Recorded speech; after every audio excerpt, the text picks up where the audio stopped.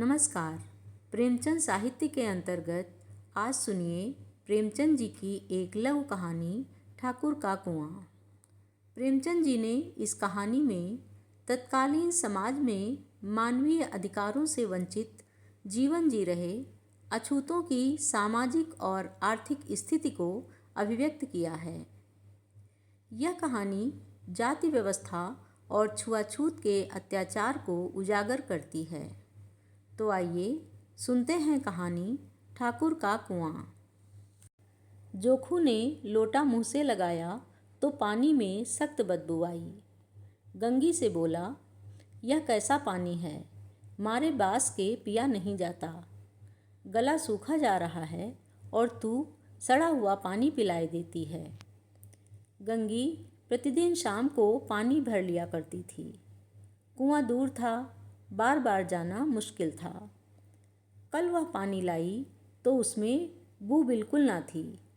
आज पानी में बदबू कैसी। लोटा नाक से लगाया तो सचमुच बदबू थी। जरूर कोई जानवर कुएं में गिरकर मर गया होगा, मगर दूसरा पानी आवे कहाँ से। ठाकुर के कुएं पर कौन चढ़ने देगा। दूर से लोग डांट बताएंगे। साहू का कुआं गांव के उस सिरे पर है, परंतु वहाँ भी कौन पानी भरने देगा।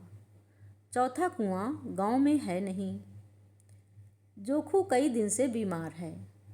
कुछ देर तक तो प्यास रोके चुप पड़ा रहा, फिर बोला, अब तो प्यास के मारे रहा नहीं जाता। ला थोड़ा पानी नाक बंद करके पी लूँ। गंगी ने पानी ना दिया। खराब पानी पीने से बीमारी बढ़ जाएगी इतना जानती थी, परंतु यह न जानती थी कि पानी को उबाल देने से उसकी खराबी जाती रहती है। बोली, यह पानी कैसे पियोगे, ना जाने कौन जानवर मरा है।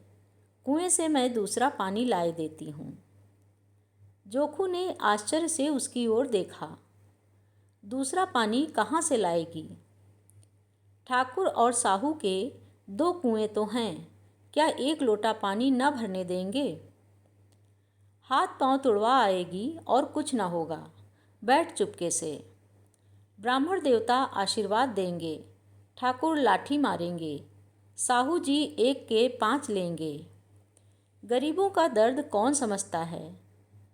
हम तो मर भी जाते हैं तो कोई द्वार झांकने नहीं आता, कंधा देना तो बड़ी बात है। ऐसे लोग कुएं से पानी भरने देंगे। इन शब्दों में कड़वा सत्य था।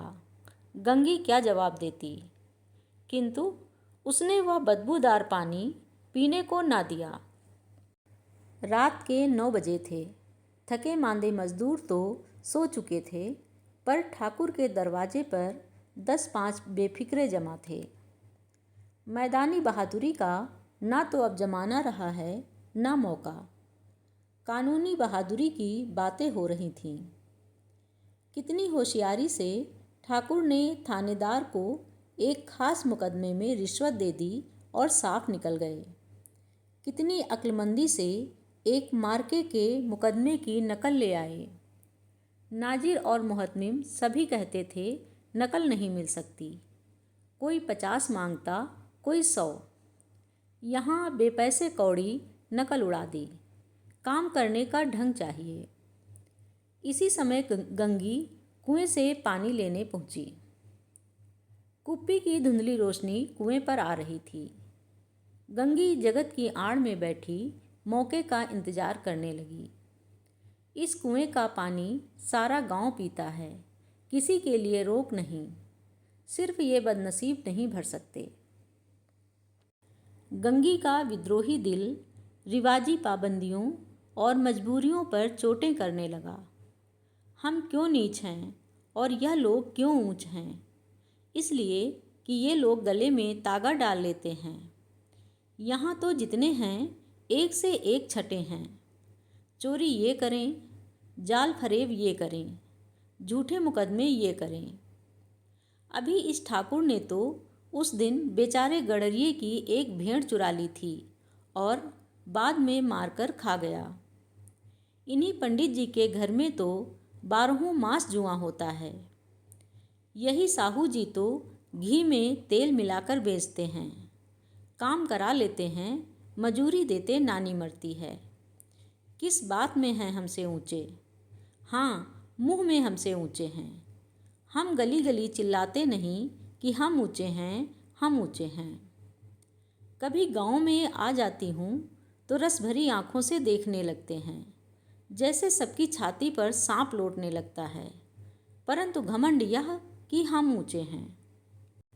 कुएं पर किसी के आने की आहट हुई। गंगी की छाती धक धक करने लगी। कहीं देख ले तो गजब हो जाए। एक लात भी तो नीचे ना पड़े। उसने घड़ा और रस्सी उठा ली और झुककर चलती हुई एक वृक्ष के अंधेरे साये में जा खड़ी हुई। कब इन लोगों को दया आती है किसी पर। बेचारे महंगू को इतना मारा कि महीनों लहू थूकता रहा, इसलिए कि उसने बेगार ना दी थी। उस पर ये लोग ऊंचे बनते हैं। कुएं पर दो स्त्रियां पानी भरने आई थीं। इनमें बातें हो रही थीं। खाना खाने चले और हुक्म हुआ कि ताज़ा पानी भर लाओ, घड़े के लिए पैसे नहीं हैं। हम लोगों को आराम से बैठे देखकर जैसे मर्दों को जलन होती है। हाँ, यह तो ना हुआ कि कलसिया उठाकर भर लाते, बस हुक्म चला दिया कि ताज़ा पानी लाओ, जैसे हम लौंडियाँ ही तो हैं। लौंडियाँ नहीं तो क्या हो तुम? रोटी कपड़ा नहीं पाती, 10-5 रुपये छीन झपट कर ले ही लेती हो। और लौंडियाँ कैसी होती हैं? मत लजाओ दीदी, छिन भर आराम करने को जी तरस कर रह जाता है। इतना काम किसी दूसरे के घर कर देती तो इससे कहीं आराम से रहती। ऊपर से वह एहसान मानता। यहाँ काम करते करते मर जाओ, पर किसी का मुंह सीधा ही नहीं होता। दोनों पानी भरकर चली गईं तो गंगी वृक्ष की छाया से निकली और कुएं के जगत के पास आई। बेफिक्रे चले गए थे। ठाकुर भी दरवाज़ा बंद कर अंदर आंगन में सोने जा रहे थे। गंगी ने क्षण भर सुख की सांस ली। किसी तरह मैदान तो साफ हुआ। अमृत चुरा लाने के लिए जो राजकुमार किसी ज़माने में गया था, वह भी शायद इतनी सावधानी के साथ और समझबूझकर ना गया होगा। गंगी दबे पांव कुएं के जगत पर चढ़ी। विजय का ऐसा अनुभव उसे पहले कभी ना हुआ था। उसने रस्सी का फंदा घड़े में डाला, दाएं बाएं चौकन्नी दृष्टि से देखा, जैसे कोई सिपाही रात को शत्रु के किले में सुराख कर रहा हो। अगर इस समय वह पकड़ ली गई तो फिर उसके लिए माफ़ी या रियायत की रत्ती भर उम्मीद नहीं। अंत में देवताओं को याद करके उसने कलेजा मजबूत किया और घड़ा कुएं में डाल दिया। घड़े ने पानी में गोता लगाया, बहुत ही आहिस्ता, जरा भी आवाज़ ना हुई। गंगी ने 2-4 हाथ जल्दी जल्दी मारे। घड़ा कुएं के मुंह तक आ पहुंचा। कोई बड़ा शहजोर पहलवान भी इतनी तेजी से उसे न खींच सकता था। गंगी झुकी कि घड़े को पकड़कर जगत पर रखे कि एकाएक ठाकुर साहब का दरवाज़ा खुल गया। शेर का मुंह इससे अधिक भयानक ना होगा।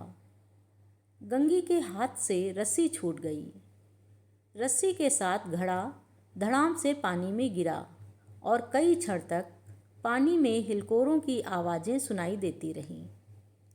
ठाकुर कौन है, कौन है पुकारते हुए कुएं की तरफ आ रहे थे और गंगी जगत से कूदकर भागी जा रही थी। घर पहुंचकर देखा कि जोखू लोटा मुंह से लगाए वही मैला गंदा पानी पी रहा है। अभी आप सुन रहे थे कहानी ठाकुर का कुआं। यह कहानी भारतीय समाज में व्याप्त जातिवादी भेदभाव एवं अन्यायपूर्ण व्यवस्था पर गहरा प्रहार करती है।